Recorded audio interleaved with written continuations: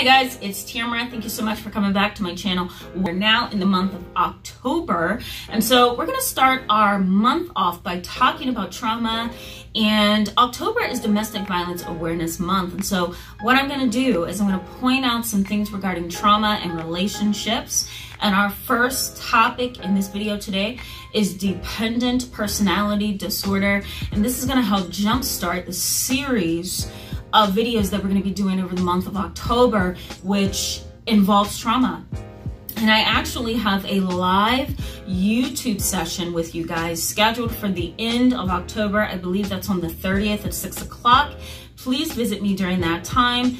I actually will be talking about trauma, and I'll be answering your questions live. So I welcome you. So let's just go ahead and get started with this video. All right. Thank you so much for coming back to my channel. For those who are subscribed, and for those who are new, I encourage you to hit the subscribe button so you can stick around with us, continue to learn, grow, suggest topics, and just be a part of our community. The benefits for you in today's video is that we're going to talk about dependent personality disorder, and I'm going to point out some traits that you most likely have seen but had a hard time kind of figuring out. So let's just jump in. All right. So what is dependent personality disorder? Well, let me just say that dependent personality disorder is something that is long-term, it's pervasive, it's chronic, and it's not something that can easily be counseled away, medicated away. It's also not something that an individual can outgrow.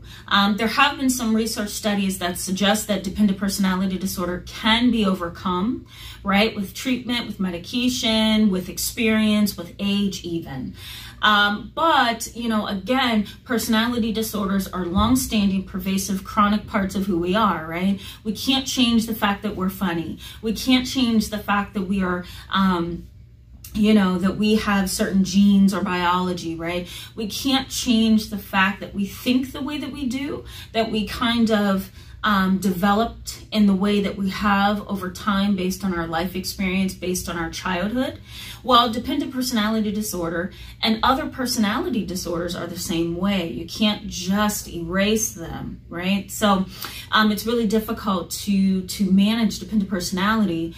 So I want to point out a couple of things, because I'm sure you guys have run into individuals like this, or you have a family member or a parent who's like this, or maybe this is something you struggle with as well. So the number one sign, okay, of dependent personality disorder is anxiety accomplishing things on one's own, right? You have anxiety initiating, completing, or following through with anything, right? You just can't do it on your own. You feel that you need the support, the knowledge, right? The presence of somebody else in order to accomplish, initiate, or follow through on something that you need to do, right? There's this internal, inherent anxiety, and that anxiety causes the dependent personality to run to anybody that is more experienced, that they highly respect, that they trust, right? It can also come across as this anxiety of needing this other person to help you to accomplish, or to help the person to accomplish something. It can kind of come across as manipulative as well, because you're not going to do anything on your own volition. You're going to wait till you can rely on somebody else, and that can come across as very manipulative, right?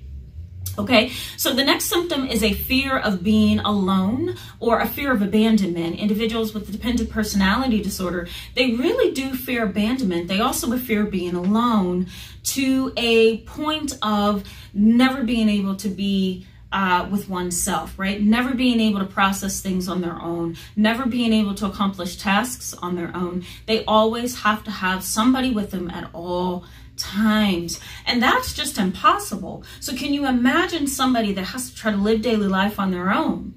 It's not going to be easy, because there are, as close as I am with my mother, there are times where I'm going to have to do things on my own, and I cannot rely on my mother 100%. So what do I have to do? I have to pull up my big girl pants, right? And I have to say, okay, I'm over the age of 30. I'm an adult. I'm pretty accomplished. I'm independent. I better do this on my own, right? And I can tolerate that anxiety of not having my mom sometimes. I can tolerate having to step out and be an adult. But somebody with dependent personality disorder cannot. So what do? They retreat, they regress, they isolate, right? They step back and they say, you know what? I'm just not doing it at all. I'm not paying this bill, even though the lights are getting ready to be shut off. I'm not gonna go get in my car, drive over to the utility company and pay this bill because I need somebody else to go with me. I once had a client from overseas. She lived in Egypt for a couple of years before she came back to the US. And she found me online and we started doing teletherapy sessions and consultations as well. And one of the things she did was she completely deserted her mother because her mother had dependent personality disorder, and she was in deep, deep debt. She didn't pay her credit card bill. She didn't pay her utilities. She didn't go grocery shopping. She didn't go shopping for clothing or household items on her own. She left everything to her daughter to do because she depended on her daughter so much that things fell by the wayside when her daughter couldn't be present. And so that added oh my God, just a huge burden on my previous client's shoulders, that she left Egypt and came to the US. And even after leaving her country, her mom still needed her help, right? They did FaceTime. They did a lot of phone calls where she had to walk her mother through paying her own bills. She had to walk her mother through, you know, really being independent and fulfilling her basic needs. It was a really, really sad case. The mom had a very hard time being independent, and it could get so bad that, you know, the individual rather sit in the dark or sit without food, you know, than to just gather strength and courage and say, I'm going to go pay this light bill. I'm going to go buy some groceries. It can get pretty severe. All right. The next one is neediness, clinginess, and worry, right? These kind of individuals with dependent personality disorder, they are clingy. This is where codependency comes in. The individual is just so dependent on the other person to the exclusion of their own characters, their own mindset, their own needs, desires, and wants.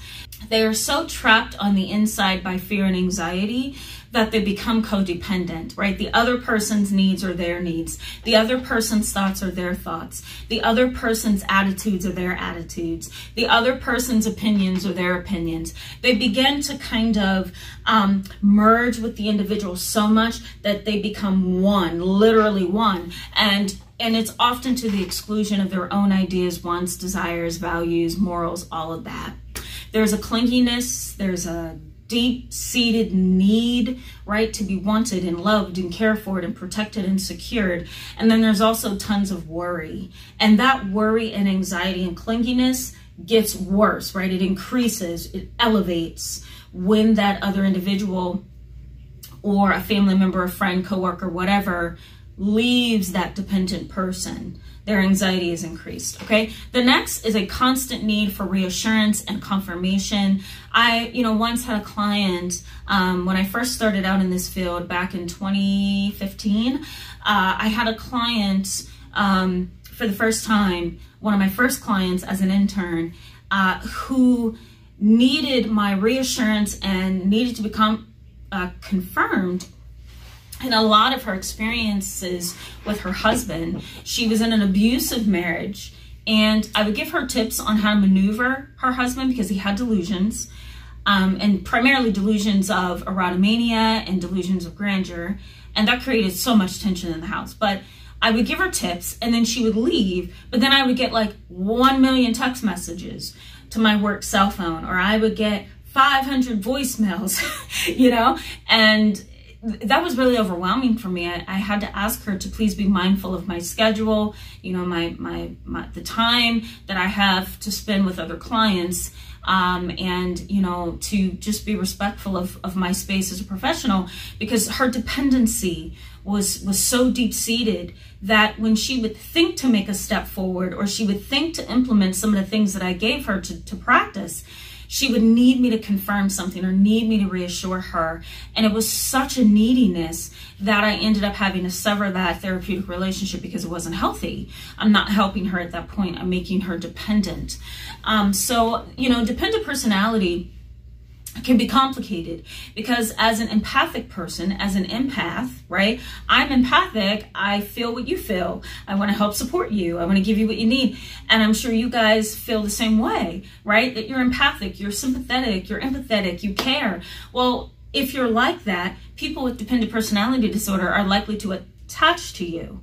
And those who have, you know, a predisposition for codependency, a predisposition for, you know, depression and anxiety, those who have had traumatic pasts, they attach to empathic people, and you can actually make them worse and not help them. So, yeah, you will see that individuals with dependent personality disorders, you know, they tend to be very clingy. They need a lot of confirmation and a lot of reassurance. The next one is, you know, an inflexible style of behaving and thinking. They have a one-track mind. They have a one-track way of doing everything. They never, you know, they never come to a place of wanting to do things differently, or, you know, they never have a broad way that they view something. They're very narrow, right? They're very sort of stuck in their way. They're stuck in the way that they view things. They're stuck in the way that they feel about things. A dependent person is basically in fight or flight mode at all times, right? They get stuck in this place. They're like,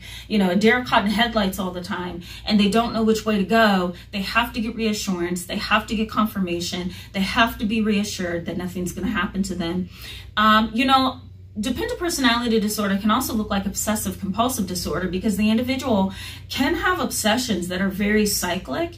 And what I mean by that is, you know, it's like the OCD cycle, right? You have one thought and obsession, and then it goes around to another thing, and then it goes around to another thing, right? And then it just keeps cycling your obsessive thoughts just around and around and around until you get tired. Well, somebody with dependent personality disorder can be the same exact way. They're inflexible in how they think about things and how they behave in life, period. And that can be very, very frustrating for loved ones, for friends, and even for coworkers. All right. The next one is submission.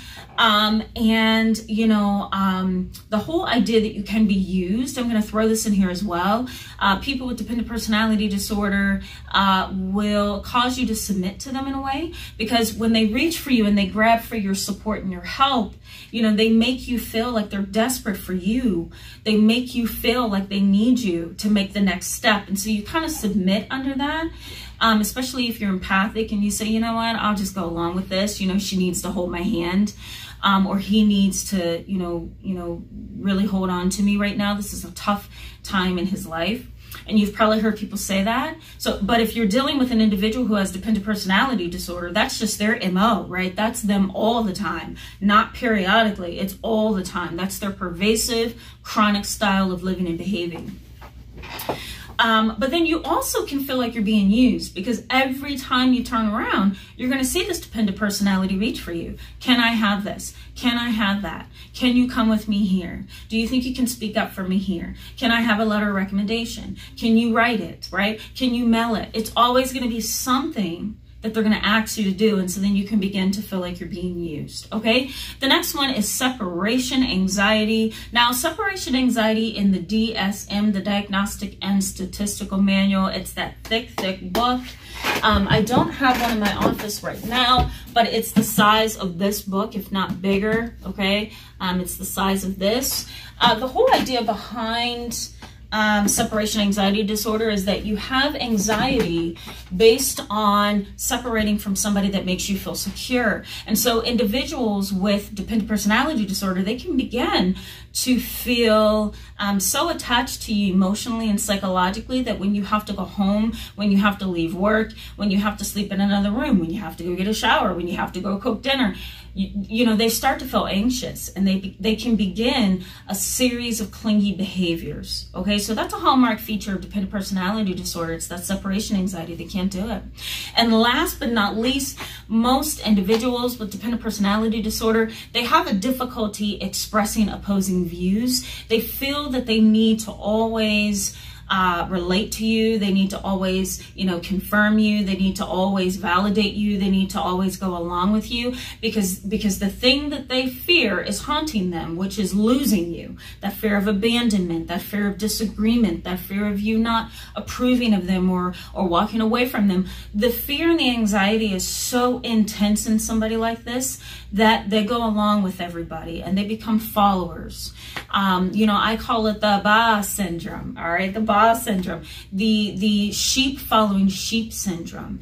And that's unfortunate because, you know, think of it this way. If you have an individual who's being abused and, you know, the spouse has dependent personality disorder, they're not going to turn in their other spouse for child abuse. They're going to just kind of push it under the radar and say, you know what, everything will be fine, because they don't want to have an opposing view. They don't want to go along with, you know, they don't want to not go along, I should say. They don't want to not go along with the abusive person. They don't want to oppose. That intensifies anxiety as well. So all of these things are traits and common symptoms of dependent personality disorder. Thank you so much for being with me in this video today, guys. I encourage you to give it a thumbs up if it was helpful to you. I encourage you to hit the subscribe button. Stick around with us. We're going to continue to talk about this. You're going to see why we're talking about dependent personality disorder on Friday, because I'm going to relate this to trauma. So stick around for that. I'll see you then. Bye-bye.